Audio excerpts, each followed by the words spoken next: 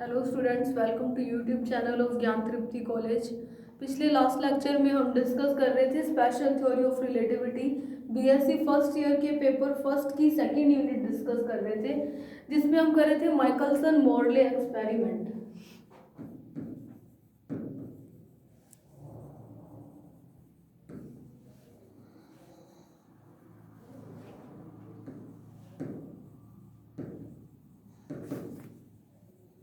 तो इस Michelson Morley experiment में हमने जो लास्ट तक किया था, मैं एक बार आपको उसका क्विक रिव्यू दे देती हूँ कि हमने क्या किया था। सबसे पहली बात कि माइकलसन मोरले ने ये क्यों किया था एक्सपेरिमेंट, उसका रीज़न क्या था। मैंने आपको बताया था कि हाइगन ने जब बताया था कि लाइट वेव की तरह बिहेव करती है, तो उस केस में उसने एक तब तक ये नहीं पता था कि हर एक वेव को ट्रैवल करने के लिए मीडियम ज़रूरी होता है या नहीं। तो ये एज्यूम किया गया था कि मीडियम ज़रूरी है किसी भी वेव को ट्रैवल करने के लिए। अगर कोई वेव है वो जा रही है कहीं, तो उसको मीडियम चाहिए, और उसके लिए हाइगन ने एक इमेजिनरी मीडियम, एक काल्पनिक माध्यम की कल्पना की थी, जिसे बोला था ईथर। लेकिन हाइगन उस ईथर को एक्सप्लेन नहीं कर पाया था। इस ईथर को एक्सप्लेन करने के लिए माइकलसन मोरले ने अपना एक एक्सपेरिमेंट दिया था। तो इसने क्या किया था, इसने जो अपना सेटअप लगाया था, मैं इसको आपको एक बार जल्दी से रिव्यू दे रही हूँ, ओवरव्यू कि क्या किया था। अगर ब्रीफ एक्सप्लेनेशन चाहिए तो वो लास्ट लेक्चर में है। तो इसके लिए उसने क्या किया था कि कोई एक सोर्स एस लिया था, उससे लाइट निकल रही है इस तरीके से, और आगे एक लेंस लगा दिया था। लेंस थोड़ा सा सही नहीं बना है। इस लेंस से ये लाइट आगे की ओर जा रही थी, सिर्फ सिंगल वेवलेंथ ले ली थी, मतलब मोनोक्रोमेटिक या यूनिडायरेक्शनल लाइट ली थी। और ये जो अपैरेटस था वो v वेलोसिटी से आगे जा रहा था, और लाइट की वेलोसिटी तो आपको पता है c होती है, जो कि कितनी है 3 × 10⁸ मीटर पर सेकेंड। ठीक है, फिर उसने क्या किया था कि यहाँ पर एक मिरर लगा दिया था एल लेंथ पर एक मिरर लगाया था। उस मिरर से उससे पहले एक स्लिट लगाई गई थी, यहाँ पर एक प्लेट लगाई थी, जो कि कैसे थी 45 डिग्री एंगल पर रखी गई थी, और पार्शियली सिल्वर पॉलिश थी, ताकि इसका कुछ पार्ट जो है वो ट्रांसमिट हो जाए और कुछ क्या है रिफ्लेक्ट हो जाए, मतलब परावर्तित हो जाए, और कुछ भाग क्या है पारगमित हो जाए। तो दो मिरर्स लगाए थे, एक M1 और दूसरा लगाया था M2। दोनों जो है किस लेंथ पर लगाए थे, सेम ही लेंथ पर लगाए थे, यानी कि दोनों की डिस्टेंस इस प्लेट से L डिस्टेंस पर है। फिर क्या हुआ, यहाँ पर जैसे ही रिफ्लेक्टेड बीम परावर्तित किरण इस मिरर से टकरा करके फिर से परावर्तित हुई, और इस यहाँ पर किसी पॉइंट P पर मान लो यहाँ पर आ गई।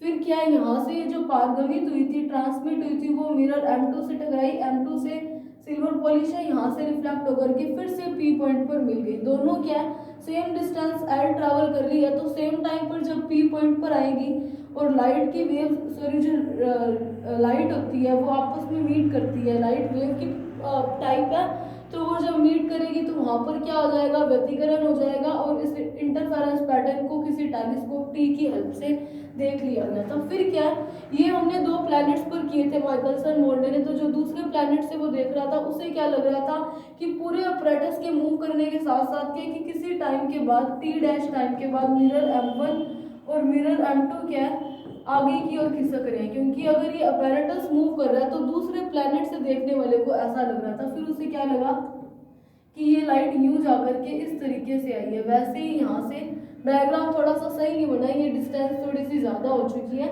लेकिन जब लास्ट टाइम हमने किया था तब प्रॉपर डायग्राम से बनाया हुआ है, ये मैं सिर्फ समझा रही हूँ। फिर से यहाँ से लाइट आई और यहाँ पर यूं मिल चुकी है। ये थोड़ी सी ये ज़्यादा डिस्टेंस होगी, और ये मिरर M1 और M2 के बीच में बन गया, नहीं तो आगे भी बन सकता था।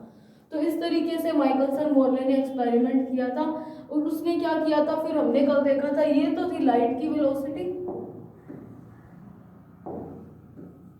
c t डैश टाइम पे देखा था, तो ये t डैश और ये लेंथ L ली थी, तो ये टाइम ले लिया v × t डैश, क्योंकि अपैरेटस v वेलोसिटी से मूव कर रहा है, और t डैश टाइम की बात की थी। तो उसने क्या किया था, पारगमन के लिए निकाला था, पारगमित किरण के लिए, ट्रांसमिटेड रे के लिए क्या किया था, टाइम निकाला था, उसको t1 लिया था। तो वो क्या लिया था t1, देखो क्या टाइम लिया था। ये जो मैंने आपको कल बताया था कि उसमें एक जगह पर वेलोसिटी को घटाया गया था, एक जगह पर जोड़ा गया था। तो उसी को यूज करते हैं, लेंथ एल थी। ये कैसे किया गया था, ये लास्ट वाले लेक्चर में एक्सप्लेन किया हुआ है, इसीलिए मैंने डायरेक्ट लिख दिया। और ये लास्ट वाले लेक्चर को कंटिन्यू कर रही हूँ एक बार। तो यहाँ से टी की कुछ वैल्यू आई थी जो कि थी एल, कॉमन लेंगे, एलसीएम ले लेते हैं, C square minus V square, L C minus L V plus L C plus L V से एल वी कैंसिल, तो 2LC ओवर में सी स्क्वायर कॉमन लेने से 1 माइनस वी स्क्वायर ओवर में सी स्क्वायर। यहाँ से क्या बचा, एक सी से सी कैंसिल हो गया, 2L ओवर में सी, इसको इधर ले जा करके इन्वर्स में करके बायनोमियल एक्सपेंशन लगा करके 1 प्लस वी स्क्वायर ओवर में सी स्क्वायर किया, जिसको इक्वेशन 1 दी थी। ये मैंने जल्दी से इसलिए बताया क्योंकि ये कल वाले लेक्चर में एक्सप्लेन किया हुआ है। फिर हमने क्या किया था, T2 निकाला था, तो T2 क्या था, 2 इंटू टी डैश था, 2t डैश था। वो कैसे था कि ये देखो यहाँ तक जाने में t डैश टाइम लिया, तो फिर से वापस आने में t डैश टाइम ही लेगा, और T2 क्या है, परावर्तन के लिए लिया। तो परावर्तित किरण के लिए यहाँ पर पाइथागोरस थ्योरम लगा सकते हैं, जहाँ से आपको क्या पता चल रहा है, इस तरीके का कुछ बन रहा है। ये क्या है, c इंटू टी डैश, ये l, और ये है v इंटू टी डैश, और ये एंगल 90 है, तो पाइथागोरस लगा सकते हैं। तो पाइथागोरस थ्योरम लगाने से क्या पता चला, टी डैश की वैल्यू निकाल रहे हैं हम। तो यहाँ पर हमने क्या है, यहाँ पर लिख देना परावर्तित किरण के लिए,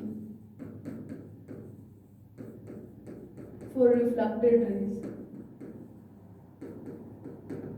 तो यहाँ से C square T dash square is equals to V square T dash square plus L square. तो टी डैश स्क्वायर क्या आया, C square minus V square is equals to L square. तो टी डैश क्या आया, L over में सी, एक bar square लगा देते हैं अपने, C square minus V square divide में भेजा। यहाँ से टी डैश की वैल्यू क्या आई थी,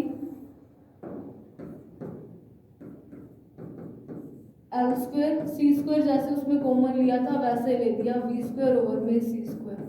अगर मैं इस टी को बनाती हूँ सिर्फ टी डैश को, तो यहाँ पर रूट ले देती हूँ, रूट लेने से एल ओवर में सी हुआ, और इस पूरी टर्म का भी क्या हुआ, रूट में हुआ 1 माइनस वी स्क्वायर ओवर में सी स्क्वायर, जो किसी के डिवाइड में है। तो मैंने इसको ऊपर की ओर भेज करके 1 माइनस वी स्क्वायर ओवर में सी स्क्वायर की माइनस हाफ किया, और बायनोमियल एक्सपेंशन लगा करके इस माइनस हाफ का अंदर मल्टीप्लाई करने से क्या बन गया, 1 माइनस माइनस का हाफ वी स्क्वायर ओवर में सी स्क्वायर से क्या बना, 1 plus half v square over में सी स्क्वायर। इसको दे दिया था कुछ इक्वेशन नंबर 2। मुझे क्या चाहिए, T2 चाहिए। तो T2 क्या था, 2 इंटू टी डैश। तो इक्वेशन 2 से वैल्यू पुट करके T2 की वैल्यू क्या आई, 2L ओवर में C, और बाकी का as it is 1 plus v square over में सी स्क्वायर बाई 2। ठीक है, ये इक्वेशन बनी। फिर हमने क्या किया था, टाइम डिफरेंस निकाला था, डेल्टा टी निकाला था, जो कि क्या था, T1 माइनस T2। इसको दे दो इक्वेशन नंबर 3।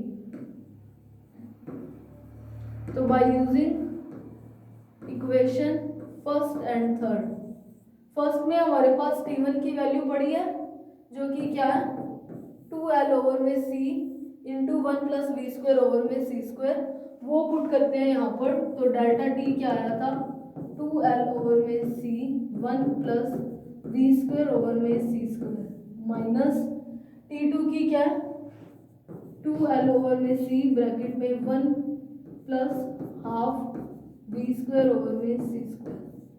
ये माइनस में है, 2L ओवर में C को कॉमन लिया, तो यहाँ पर 1 से 1 कैंसिल हो गया, और वी स्क्वायर ओवर में सी स्क्वायर में माइनस का हाफ वी स्क्वायर ओवर में सी स्क्वायर करेंगे तो क्या बचेगा, प्लस का हाफ वी स्क्वायर ओवर में सी स्क्वायर। इस 2 से 2 कैंसिल होने से डेल्टा टी आया, वो क्या है, वी स्क्वायर एल ओवर में सी का क्यूब। तो ये हमारे पास निकल आया था डेल्टा टी। अब हमें क्या निकालना है, पाथ डिफरेंस निकालना है और फेज डिफरेंस निकालना है। इस इक्वेशन को दे दो नंबर 4। तो पाथ डिफरेंस यानी कि पथांतर क्या होगा, अभी आई थिंक यहाँ से कल छोड़ा था। तो पथांतर डेल्टा एक्स को हम डेल्टा टी से कैसे निकालें, आपको पता है वेलोसिटी क्या होता है, डिस्प्लेसमेंट ओवर में टाइम होता है। मैंने क्या ले लिया, डेल्टा एक्स लिया है। वो है क्या, एक टाइप से डिस्टेंस को शो कर रहा है, किसी डिस्प्लेसमेंट को ही, तो वो किसके इक्वल हो जाएगा, लाइट ले रहे हैं तो लाइट की वेलोसिटी c, डेल्टा x लिया है तो यहाँ क्या ले लेते हैं, डेल्टा t। तो by using equation 4 into above equation, तो डेल्टा x की वैल्यू क्या आई, c इंटू इस इक्वेशन से 4 से क्या वैल्यू आई, v स्क्वायर एल ओवर में c क्यूब। तो यहाँ पर पुट किया v स्क्वायर एल ओवर में c क्यूब, तो डेल्टा x क्या आया था, v स्क्वायर एल ओवर में c स्क्वायर। इसको कोई इक्वेशन का नंबर दे दो 5। अब देखो क्या किया था, जब मैंने लास्ट लेक्चर में बताया था तो मैंने आपको बताया था ये किसी प्लैनेट से किया था, यानी कि ये तो ले लिया था उसने सन और यहाँ पे अर्थ है, ठीक है। यहाँ पर उसने अपना अपैरेटस रखा था, जो हमने यहाँ पर बनाया था वो पूरा एक्सपेरिमेंट वाला सेटअप यहाँ रखा था। ये क्या अर्थ क्या है, रोटेट करती है किसी वेलोसिटी से, अगर वो रोटेट कर रही है तो करती करती इस तरीके से आगे की ओर आएगी। एक टाइम ऐसा आएगा जब वो यहाँ पर आ जाएगी, फिर यहाँ पर आ जाएगी, फिर यहाँ पर या यहाँ पर, मतलब बार बार क्या इसकी पोजीशन चेंज होती रह जाएगी। पूरे एक साल में रोटेशन पूरा करती है, तो जब यहाँ पर आएगी तो एंगल देखो कितना हो गया, 90 एंगल हो गया, यानी कि पहले रे तो इस तरीके से जा रही है। अब वो वाली रे, अगर ये अपैरेटस यूं पड़ा है तो अब अपैरेटस अर्थ के रोटेट होने से इस तरीके से आ जाएगा, मतलब जो रे यूं जा रही थी और वो इस तरीके से जाएगी। अगर उस अपैरेटस को यहाँ पर रखेंगे तो यानी कि रे इस तरीके से चली जाएगी। तो इसका मतलब क्या, कौन सी रे इस तरीके से जाएगी, देखो पहले तो ये प्रकाश की किरण यूं जा रही है जब अपैरेटस यूं पड़ा है। अब अगर अर्थ ही यहाँ पर इस डायरेक्शन में आ गई, वो ही लंबवत हो चुकी है, 90 डिग्री एंगल पर हो गई, तो ये पूरा का पूरा अपैरेटस भी वैसे ही हो जाएगा, यानी कि जो रे यूं जा रही है। अब अगर अपैरेटस ही इस तरीके से पड़ा है तो ये रे भी तो यूं हो जाएगी। इसका मतलब क्या हुआ कि जो रेस पैरेलल थी वो कैसे हो जाएंगी, परपेंडिकुलर हो जाएंगी। ये जो पैरेलल रे थी वो परपेंडिकुलर हो गई, और जो परपेंडिकुलर रे होगी वो कैसी हो जाएगी, पैरेलल हो जाएगी। तो इस केस में जब प्रैक्टिकली पाथ डिफरेंस देखा तो उस टाइम पाथ डिफरेंस आया था, दुगना हो गया था, 2v स्क्वायर एल ओवर में c स्क्वायर। ये क्या हुआ, प्रैक्टिकली देखा गया था कि जब परपेंडिकुलर वाली रेस जो थी, लंबवत किरणें समांतर और समांतर किरणें लंबवत हो गई थी, मतलब 90 डिग्री एंगल पर आने पर पाथ डिफरेंस ऐसा आ गया था। ये प्रैक्टिकली देखा गया था। फिर आपको मैंने एक रिलेशन बताया था, डेल्टा एक्स और वेवलेंथ के बीच में ये रिलेशन होता है, जहाँ n क्या है, नंबर ऑफ फ्रिंजेस, और लैम्डा क्या है, वेवलेंथ। तो यहाँ से अगर नंबर ऑफ फ्रिंजेस निकाला तो वो n क्या आया था, डेल्टा एक्स की वैल्यू मेरे पास इस केस में क्या है अभी, 2v स्क्वायर एल ओवर में c स्क्वायर डॉट लैम्डा। तो अलग अलग इस एक्सपेरिमेंट को जब किया था तो ये जो लेंथ हमने ली थी वो थी एल मिरर की, यहाँ से लेंथ जो ली थी वो एल थी, तो ये एल इसने ली थी इस एक्सपेरिमेंट में 11 मीटर। तो ये कैसा लिया गया था, v तो क्या लिया था 3 × 10⁴ मीटर पर सेकेंड। c क्या है, c तो सबको पता ही है, 3 × 10⁸ मीटर पर सेकेंड। और लैम्डा जो लिया था, वेवलेंथ जो लाइट की ली थी वो ली थी 5890 × 10⁻10 मीटर, या फिर इसको क्या एंगस्ट्रॉम लिख दो 10⁻−10 की जगह। और लेंथ ली थी 11 मीटर। जब ये सारी की सारी वैल्यूज इस n में पुट किया तो यहाँ से एक n की वैल्यू आई, वो क्या थी, इसको जब सॉल्व करते हैं तो वो वैल्यू आई थी 0.37, जिसको ऑलमोस्ट कह दिया कि 0.4, यानी कि नंबर ऑफ फ्रिंजेस जो शिफ्ट हुई थी, फ्रिंजों की संख्या ही है n, तो क्या किया प्रैक्टिकली 0.4 फ्रिंजेस जो थी वो शिफ्ट हो गई थी। लेकिन माइकलसन मोर्ले ने क्या कहा था कि चाहे इस एक्सपेरिमेंट को यहाँ कर दो, चाहे यहाँ कर दो, चाहे इधर कर दो, चाहे अर्थ यहाँ हो चाहे यहाँ, मतलब अर्थ की पोजीशन कोई भी ले लो, फ्रिंजों की शिफ्ट जो है वो 0 होगा। तो ये इसका एक नेगेटिव रिजल्ट भी आ गया था। अब मैंने आपको बताया था कि ये जो था ये एक्सपेरिमेंट एक फेल्ड एक्सपेरिमेंट था, लेकिन फिर भी क्या ये ज़्यादा मतलब इम्पोर्टेंट है पढ़ना। इसका रीज़न मैंने आपको क्या बताया था, यहीं से आइंस्टीन ने अपनी थ्योरी ऑफ रिलेटिविटी दी थी। तो अब इसके क्या है अपने देखते हैं कि इस वाले एक्सपेरिमेंट के नेगेटिव रिजल्ट क्या है।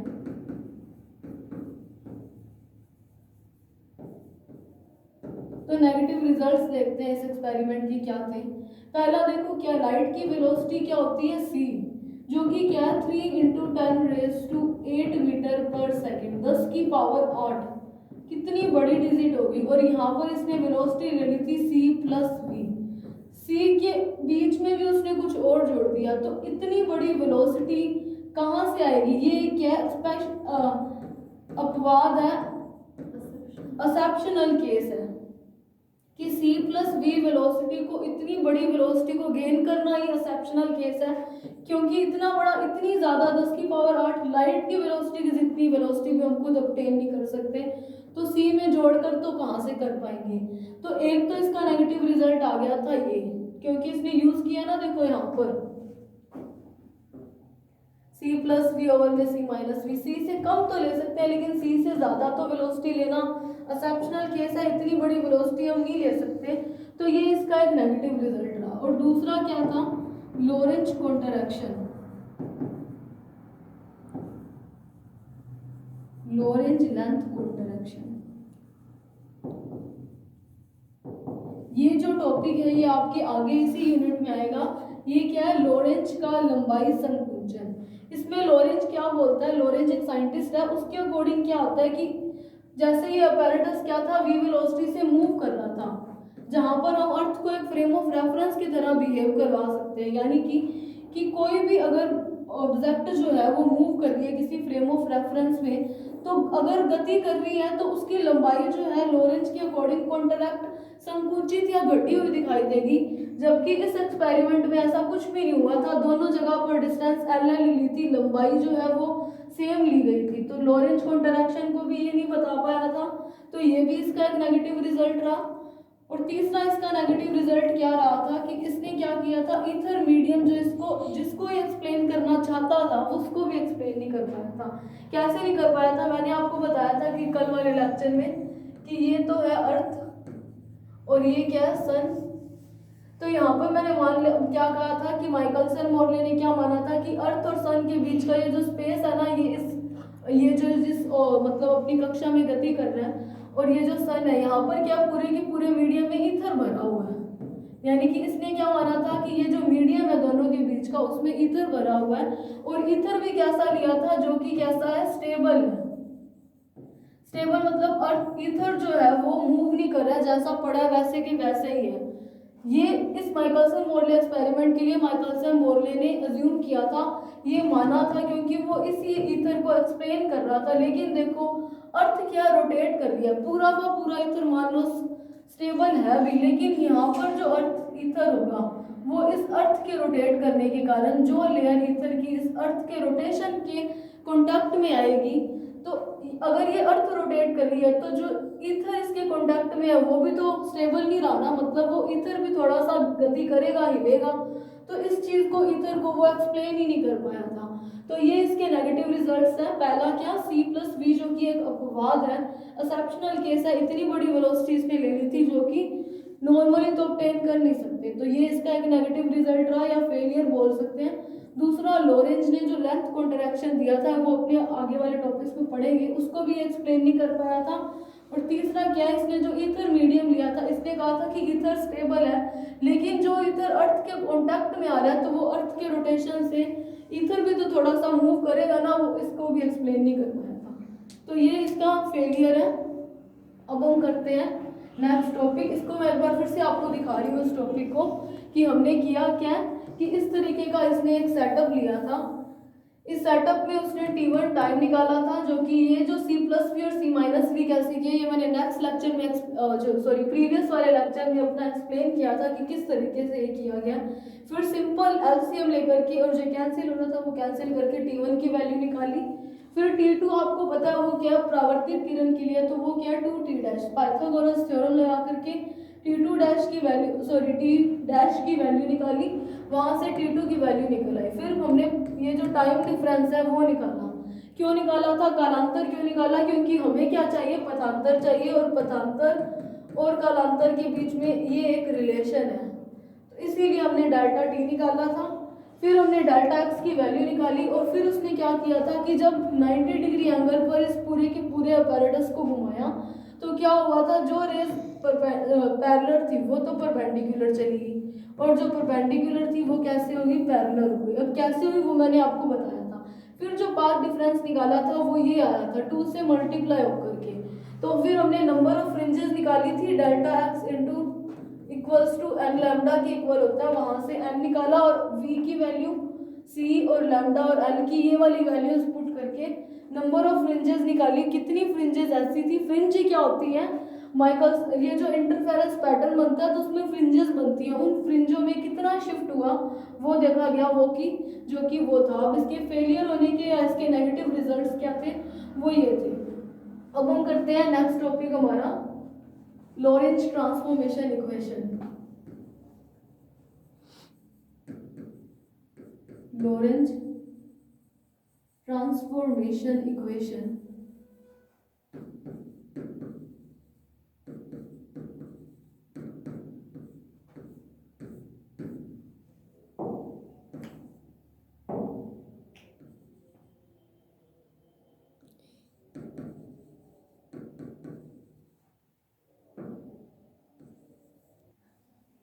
तो देखो अभी हम कौन सा टॉपिक कर रहे हैं, लॉरेंज ट्रांसफॉर्मेशन इक्वेशन। तो हमने जो हमारी यूनिट फर्स्ट की थी फ्रेम ऑफ रेफरेंस में, उसमें हमने गैलीलियन ट्रांसफॉर्मेशन इक्वेशन किया था। अगर आपने वो टॉपिक वो वाला लेक्चर देखा है तो आपने देखा होगा कि मैंने इस तरीके से दो फ्रेम ऑफ रेफरेंस लिए थे,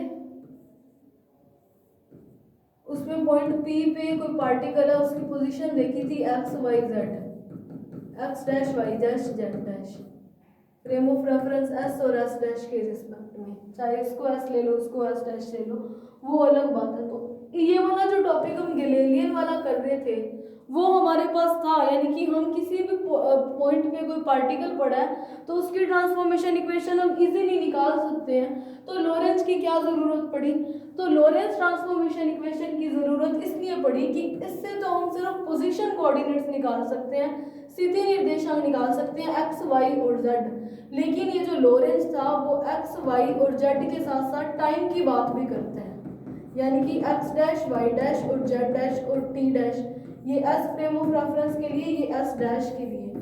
तो जो लॉरेंज था उसके अकॉर्डिंग क्या है, पोजीशन के साथ साथ हम टाइम को भी ले सकते हैं। तो ये जो था, ये जो यानी कि x dash y, x y और जेड का इनके बीच में transformation with respect to time also, तो हमें लॉरेंज की ज़रूरत पड़ी थी टाइम के लिए। और हम क्या करेंगे लास्ट वाले में, हम देखेंगे कि क्या लॉरेंज ट्रांसफॉर्मेशन को भी हम गैलीलियन में बदल सकते हैं या फिर नहीं बदल सकते, अगर बदल सकते हैं तो कैसे, और अगर नहीं बदल सकते तो क्यों नहीं बदल सकते। तो ये वाली चीज़ भी हम देखेंगे कि लॉरेंज की ज़रूरत क्यों पड़ी थी या लॉरेंज को कैसे गैलीलियन में हम बदल सकते हैं। तो लॉरेंज ट्रांसफॉर्मेशन इक्वेशन के लिए लॉरेंज ने क्या किया था, दो फ्रेम ऑफ रेफरेंस ले लिए थे एस और एस डैश। इसने जो फ्रेम ऑफ रेफरेंस इस तरीके से लिए थे,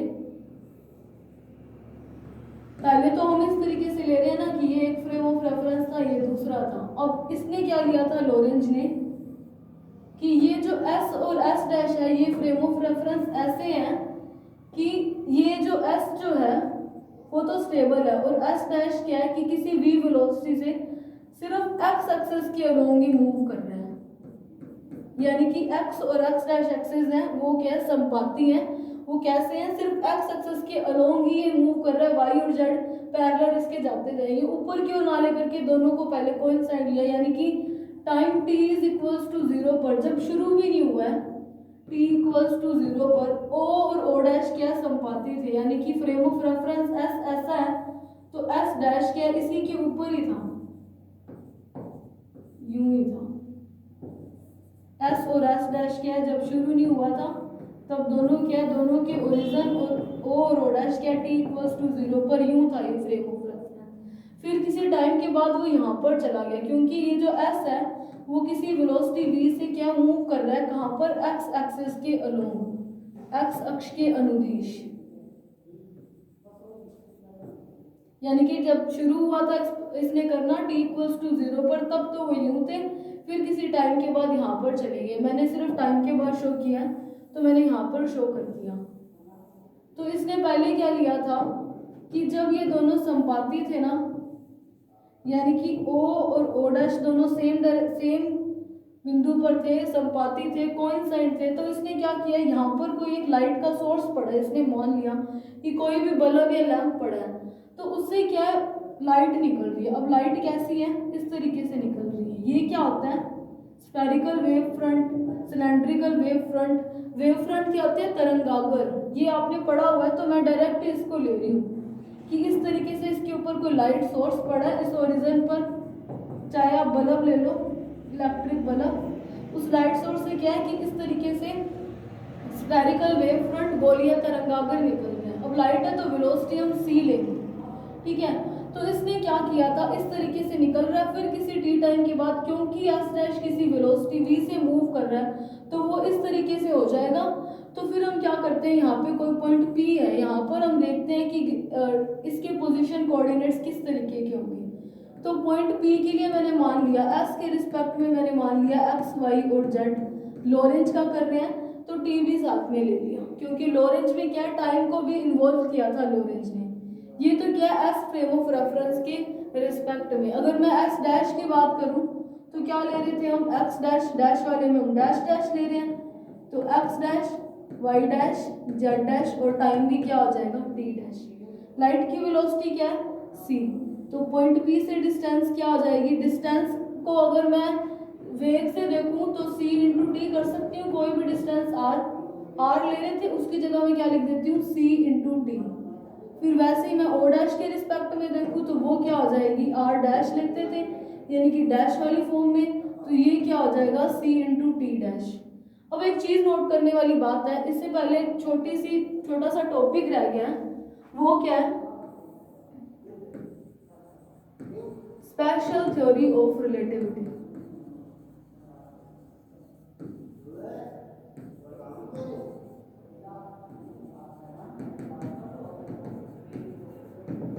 इसको क्या बोलते हैं, अपेक्षितता का सिद्धांत या सापेक्षिकता का सिद्धांत। तो थ्योरी ऑफ रिलेटिविटी जो थी वो किसने दी थी, आइंस्टाइन ने दी थी। और वो क्या था, देखो माइकलसन मोरले एक्सपेरिमेंट के फेल होने के बाद आइंस्टाइन ने अपना सिद्धांत दिया था। इसने क्या बोला था, देखो आइंस्टाइन का माइकलसन मोरले का नेगेटिव रिजल्ट क्या था, c प्लस वी, लाइट की वेलोसिटी c प्लस वी ले ली थी।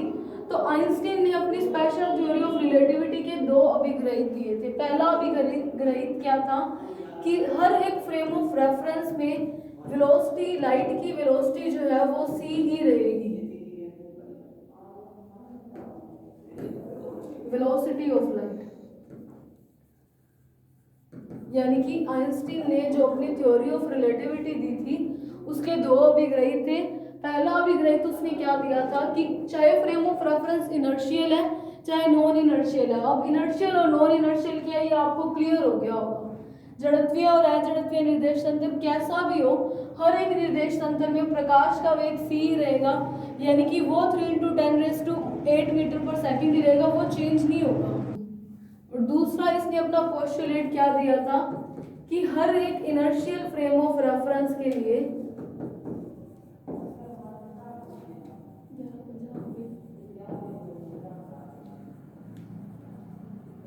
यानी कि हर एक जो निर्देश तंत्र जड़त्वीय है उसमें फिजिक्स के जो लॉज, कोई भी लॉ है, चाहे न्यूटन की गति का नियम है, चाहे इक्वेशन ऑफ मोशंस है, यानी कि जितने भी फिजिक्स के लॉज हैं वो हर एक frame of reference, inertial frame of reference में सेम ही होंगे, एक जैसे ही होंगे। यानी कि अगर एक जगह में आपने v = u + at equation of motion use करी है ना, तो ऐसा नहीं है कि किसी दूसरे फ्रेम ऑफ रेफरेंस में v = u + at की जगह कुछ साथ में और टर्म्स आ जाए या u ना हो, ऐसा कुछ भी नहीं होगा। यानी कि ये फिजिक्स के सारे लॉज जो किसी भी इनर्शियल फ्रेम ऑफ रेफरेंस में सेम ही होंगे, चाहे वो कैसा भी हो, चाहे वो 5 वेलोसिटी से मूव कर रहा है, चाहे वो 0 वेलोसिटी से मूव कर रहा है या कैसा भी हो। मैंने ये वेलोसिटी क्यों लिया, क्योंकि ये जब मैंने आपको इनर्शियल फ्रेम ऑफ रेफरेंस बताया था तो उसकी ये क्वालिटी थी, उसकी डेफिनेशन में मैंने बताया था कि वो कांस्टेंट वेग से या फिर 0 वेग से मूव करता है।